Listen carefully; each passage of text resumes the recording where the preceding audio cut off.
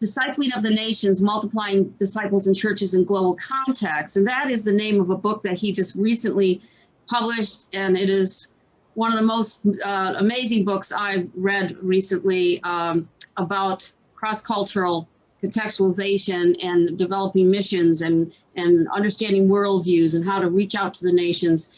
Dr. Paul Lee is the International Director of the Evangelical Alliance for Preacher Training and Commission, and served as a career missionary with his wife in Kenya, Korea, and the Philippines since 1996. Under their hands, EAPTC grew to be an impact maker in 15 nations of Africa and Asia, overseeing over 300 church plants, 50 Bible training centers, and a number of kindergarten and social outreaches. Without further ado, I'd like to hand this over to Dr. Lee. Dr. Lee, thank you very much for agreeing to join us this evening. We're so excited to have you with us. Dr. Lee. Well, thank you so much, Dr. Hughes. It's my pleasure and privilege to share with you what the Lord has put in my heart, especially through the book that I've recently have written about this exciting subject of making disciples of the nations, different nationalities and different ethnic groups, and how to plant church with them and through them and multiply discipleship and church plants and build God's kingdom on earth. That was the topic and the theme of my last book.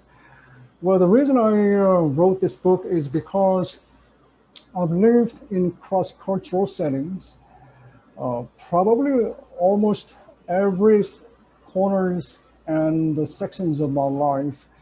I was born in South Korea, and Korean is my heritage. And I technically grew up in the States, particularly in the Midwest, and was exposed to American culture and different things that I had to learn from American culture. And I think the Lord was preparing me to become more exposed to the melting pot society so that I would be prepared to serve the nations and different nationalities in the future.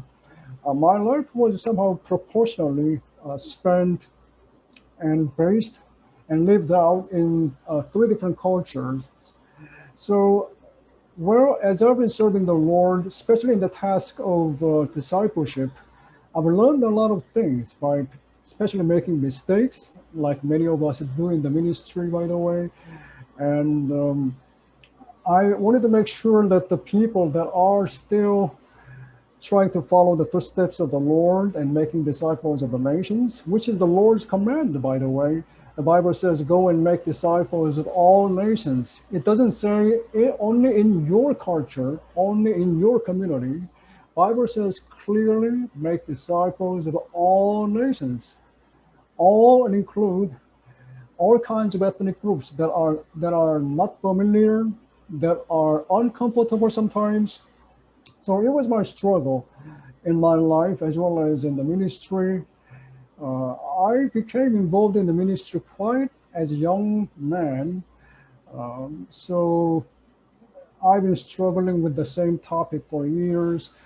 So I think the book is a byproduct of my struggle as well as my research and the testimony of how the Lord has been using my team in different capacities. So the book is partially talking about why I got involved in the cross-cultural ministry and what I did wrong or right in experiences. Then I got into some research, academic and statistical research, which has been also a blessing in my life because those skills have been acquired in my life back in Oxford Graduate School. Rather now it is called Omega Graduate School.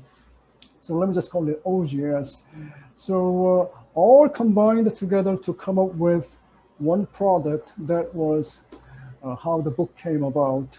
It was a David Hasselgrave at the Trinity Evangelical Divinity School in Chicago said, no matter what type of ministry or missionary may be involved on the field, if there's no reproduction of the local discipleship, the missionary work may have not been completed.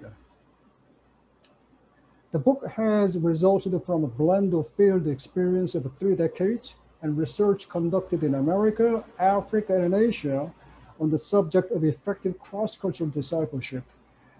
The Lord said, make disciples of all nations, meaning it is cross-cultural and also it is centered around the discipleship. So I believed if you and I want to tackle the Great Commission effectively and faithfully, we need to talk about cross-cultural discipleship, whether in my own country or it may be expressed in another country, it doesn't really matter. So it has to be about the cross-cultural discipleship. So that was my prayer and motivation that this book will help raise and equip greater vision forces from leaders of the nations, such a time as this. So for whom was the book intended? The book is more intended for the Christian leaders, lay leaders, evangelicals, missionaries, pastors, and even academics. Besides, anyone with a heart for the world mission will find it beneficial. I believe in the call of each and every born-again believer on earth, living for this missional call and dying for it if necessary. We'll make our life count toward carrying our own cross. I minister to the students and the church leaders who are serving in very hostile situations. So I believe every Christians are supposed to involve themselves in the missions work in one way or another, as a goer, as a sender, promoter, encourager, giver, and more. I believe there's something that we can do as a Christian, especially those who are living in the States. We have a blessing as well as responsibility to bless the nations of the world. So that is what I was trying to share in my book and try to how to get involved in this grand vision of Missio Dei in Latin, meaning the missions of God for this generation.